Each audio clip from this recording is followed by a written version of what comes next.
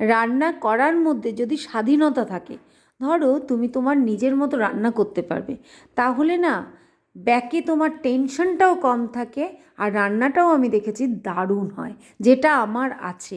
এই স্বাধীনতা আমার আছে, আমি আমার ইচ্ছে মতো রান্না করতে পারি। আজ আমার ইচ্ছে হলো পার্শে মাছ দিয়ে বেগুন দিয়ে করব। বেগুনটাও অনেক দিনের আনা, একটু শুটকি শুটকি হয়ে গেছে, তাই ভাবলাম বেগুন দিয়েই করা যাক। আমি করে নিলাম, লাস্টে দিলাম ধনেপাতা। দেখো এই যে একটু গায়ে মাখা মানে গামাখা গামাঠা হয় না, সেই রকম। এরকম তরকারিগুলো আমার ভীষণ প্রিয়, বেশি ঝোল থাকবে না। হ্যাঁ।